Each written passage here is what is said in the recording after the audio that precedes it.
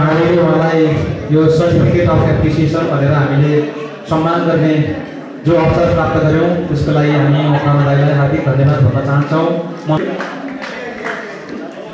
हाम्रो दियाजी राणा मगर यहाँलाई हार्दिक बधाई तथा को आरोप गरिसक्नु भएको छ। उहाँलाई एकदमै एक्टिभ, एकदमै मोटिभेटेड, एकदमै स्ट्रङ र मगर समुदायमा हामी सबै एकताबद्ध हुनुपर्छ है। हाम्रो एकअर्काको सहयोग हामी सबैमा हुनुपर्छ है भन्ने एकदमै मान्यता राख्नुहुन्छ उहाँलाई पनि आजको यस कार्यक्रममा सम्मानित गर्न पाउँदा हाम्रो मगर पर्यटन समाज एकदमै बहुपक्षीय कार्यक्रम छ। केही साथीहरूलाई सम्मानको कार्यक्रम सम्पन्न भइसकेको छ। त्यसैगरी यो संस्थाको स्थापनाको कुरा छ र पिकनिक यो 3-4वटा कार्यक्रम साथसाथै भइरहेको छ। यो सबै कार्यक्रमको सफलताको म हार्दिक शुभकामना व्यक्त गर्दछु। त्यसैगरी मलाई यो महत्त्वपूर्ण कार्यक्रममा यहाँले आमन्त्रण गर्नुभयो, म आयोजक साथीहरूलाई हार्दिक आभार व्यक्त गर्दछु। र सुरुमै जति पनि यहाँ सम्मानित हुनुभएका साथीहरू हुनुहुन्छ, आरोही साथीहरू, व्यवसाय साथीहरू, त्यसैगरी यो ट्रेनिङमा सहभागी सबै साथीहरूलाई आफ्नो क्षेत्रमा निरन्तर सफलताको म हार्दिक शुभकामना र शुभेच्छा व्यक्त गर्दछु। यो वर्षको बजेट के रहेको छ त्यसबारे पनि अलग्गै सेमिनार पनि आयोजना गरिसक्नु भएको रहेछ। त्यसैगरी यहाँ आफै यो संस्थामा आबद्ध साथीहरू आफ्नो क्षेत्रको बारेमा विभिन्न अन्तर्क्रिया सेमिनारहरू र निरन्तर आफ्नो क्षेत्रलाई प्रशिक्षित गर्ने, सुसूचित गर्ने काम गर्दै आउनुभएको छ। यसो गर्दा यस बारेमा मैले धेरै बोल्नु छैन। यद्यपि उद्घोषक मित्रले धेरै विशेषणहरू जोड्नु हो मेरो बारेमा पनि, मगर समुदायको बारेमा, नेपालको पर्यटनको बारेमा, पर्यटन क्षेत्रमा नेपालका मगर समुदाय रहेको र जसको भविष्य, जसको सहभागिताको बारेमा पनि चर्चा गरिसक्नु भएको हुनाले मेरो छोटो आफ्ना अनुभवहरू पनि म यहाँ राख्न चाहन्छु। हो निश्चय पनि यहाँहरू संस्थापक साथीहरूले पर्यटन क्षेत्रमा रहनुभएका मगरहरूलाई एउटा प्लेटफर्ममा आबद्ध गर्ने कोसिस गर्नुभयो। यो आफैमा ठुलो काम हो। नेपाल पर्यटनको सम्भाव्यता भएको देश हो। गत वर्ष मैले बजेट प्रस्तुत गर्दा नेपालको आर्थिक समृद्धिको लागि रूपान्तरणकारी क्षेत्र 5वटा हुन सक्छ भनेर मैले प्रस्तुत गरेको थिएँ। हामीले बुझ्दै आएको क्षेत्रहरू कृषि छ, जलस्रोतको क्षेत्र छ, उत्पादनमूलक उद्योगका क्षेत्रहरू छन्। त्यसैगरी चाहिँ पर्यटन क्षेत्र, यो 4वटा क्षेत्र विगतदेखि नै निकै जोड दिएर चर्चा गरेको क्षेत्र। साथसाथै गत वर्ष मैले नयाँ क्षेत्रको पहिचान र असाध्यै सम्भावना दिएको क्षेत्र भएर आइसिटी क्षेत्र अथवा सूचना प्रविधिको क्षेत्र, यो 5वटा क्षेत्रमा नेपालले राम्रो प्रयत्न गर्दा नेपालको आर्थिक क्षेत्रको ठुलो रूपान्तरण हुन सक्छ भनेर प्राथमिकीकरण गरेको थिए। धेरै विज्ञहरूले, धेरै साथीभाइहरूले यो उपयुक्त छ भन्नु हो। त्यसमध्ये आज हामी सान्दर्भिक क्षेत्र भनेको पर्यटन हो।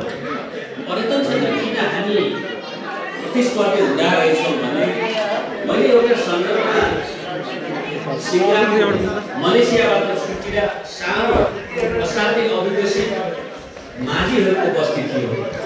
लिकलियु त्यहाँको चाहिँ संस्थापक नेता जसले सिङ्गापुरलाई आजको सिङ्गापुर बनाउनमा नेतृत्वदायी भूमिका खेल्नु अनि आफ्नो बायोग्राफीमा आफ्नो दुःखका इतिहासहरू र सिङ्गापुरलाई सफल बनाउने प्रयत्नका धेरै अनुभवहरू त्यहाँ चर्चा गर्नुभएको छ। त्यसमध्ये एउटा मलाई असाध्यै राहत परेको कुरा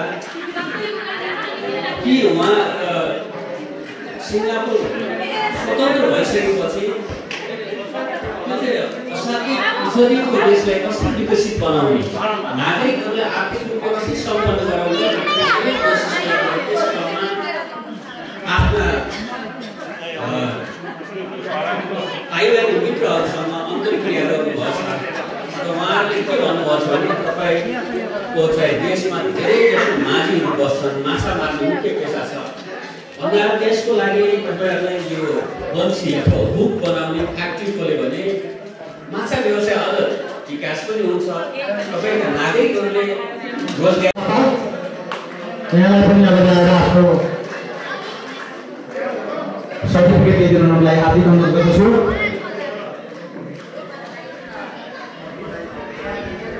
रवि नगर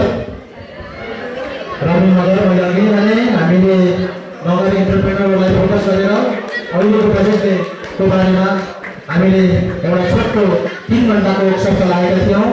एकदमै फलदायी रहेको थियो। मैले हाम्रो सिए जनक थापाजीलाई अगाडि आइदिनु भयो, हार्दिक अनुरोध गर्दछु। उहाँले हामीलाई यस वर्कसपको फेसिलिटेट गर्नुभएको थियो।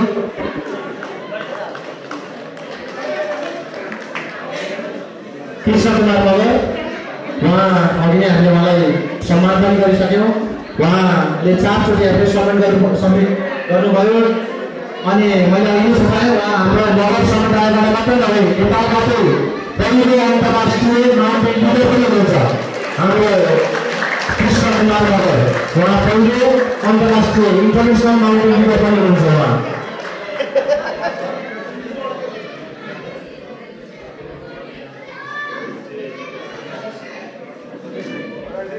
हाम्रो जनक सिए जनक थापा उहाँले हामीलाई इम्प्याक्ट अफ डेभलपमेन्ट टुरिज्म इन्डस्ट्रीको टपिकमा वर्कसपको लागि उहाँले ट्रेनिङ दिनुभएको थियो, फेसिलिटेट गर्नुभएको थियो। यहाँलाई हामी हार्दिक धन्यवाद भन्न चाहन्छौँ। यहाँसँग फेरि पनि यस्तै किसिमको तालिमहरूको अपेक्षा पनि गरेका छौँ। आशिष असलामी पहिला देखेछौँ। त्यसमा पनि निम्स पूर्जा एउटा त्यस्तो महरको छोरा जन्मिनु भयो। 2 चोटि 14वटा 8,000 भन्दा माथिको हिमाल 2 चोटि सबैभन्दा छोटो समयमा बिना अक्सिजन चढेर विश्व रेकर्ड कायम गर्नु। त्यस्तो छोरा पनि हामी मगर समुदायले पायौँ भनेपछि मगर आमालाई, त्यो मगर आमाको कोखलाई स्यालुट धन्यवाद गरौँ। तपाईँहरूले क्लास गरौँ, सम्मान दिउँ भनेपछि हामी मगर समुदायले त्यो चिज त लिएर आएको छ। हामीहरूसँग अथाह शक्ति छ, अथाह ज्ञान छ, ऊर्जा छ। हरेक कुरामा हामीहरूसँग एक किसिमको विश्वसनीय काम गर्ने ढङ्ग पनि छ, तर हामी एक्सपोज गर्न जान्दैनौँ। हामीले गरिराखेका कामलाई उजागर गर्न जान्दैनौँ, हामी प्रस्तुत गर्न जान्दैनौँ। त्यस कारणले हामी ओझेलमा पर्छौँ, अरूले चिन्दैन, अरूले देख्दैन, अरूले बुझ्दैन, ए यो त हाम्रो होइन। तर खोज्दै जाँदाखेरि यो चाहिँ हाम्रो बेस्ट रहेछ भन्ने हामीलाई लाग्छ। त्यस कारणले मगरसँगले तपाईँहरू जति यति धेरै पर्यटन व्यवसायहरू, मगर पर्यटन व्यवसायहरू यहाँ देख्न पाउनु, भेट्न पाउनु ठुलो कुरा भयो। म धेरै कुरा भन्न चाहन्न। यहाँसँग निवेदन, अब तपाईँ हाम्रो यो कामलाई अझै मिहिन ढङ्गले, अझै उजागर गर्नको निम्ति, ग्लोरिफाई गर्नको निम्ति, त्यसलाई अझ चम्किलो बनाउनको निम्ति हामी नेपाल मगर केन्द्रीय समितिले एउटा महत्त्वकांक्षी योजना अघि सारेका छौँ। त्यो चाहिँ भन्नै पर्दैन। तपाईँहरू यति जङ्गट भएको ठाउँमा मैले यो अलिकति सदुपयोग गर्न चाहन्छु। यो तपाईँ हाम्रै लागि भएकोले सदुपयोग शब्द गरेँ, यो दुरुपयोग नठानिदिनु होला। यहाँ हाम्रो माननीय पूर्व मन्त्रीज्यू यहाँनिर हाम्रो अगाडि हाम्रो सामु रहँदै गर्दाखेरि हाम्रो मान्छे ठाउँमा हुनु र नहुनुमा के फरक पर्छ भन्ने कुरा हामी मगर सङ्घले हामीले पायौँ, देख्यौँ र हामी त्यही गरेर भन्छौँ। हरेक ठाउँमा, हरेक निकायहरूमा, राज्यको हरेक केन्द्रहरूमा चाहिँ, हरेक ठाउँहरूमा चाहिँ हाम्रो प्रतिनिधित्व हुन जरुरी छ। त्यही भएर हामी समानुपातिक प्रतिनिधित्वको कुरा उठाउँछौँ। माननीय पूर्व मन्त्रीज्यू चाहिँ अर्थ मन्त्रालयमा हुनुभएको कारणले अब माननीय पूर्व मन्त्री धनबहादुर बुढा मगर उहाँ शहरी विकास मन्त्रालयमा हुनुभएको कारणले हामीले नेपाल मगर सङ्घको इतिहासमा पहिलोचोटि नेपाल सरकारबाट रु 1 करोड बजेट हामी लखन सांस्कृतिक सङ्ग्रहालय भवन निर्माण गर्ने शीर्षकमा पायौँ, त्यो प्राप्त गऱ्यौँ। अहिलेसम्म त्यो पाइएको थिएन, तर हामीहरूले त्यो पाउँदै गरिराखेको त्यो बाली हामीसँग त्यो बनाउनको निम्ति चाहिने जग्गा हामीसँग थिएन र त्यसलाई हामीले सदुपयोग गर्न सकेनौँ। तथापि त्यो कायम छ।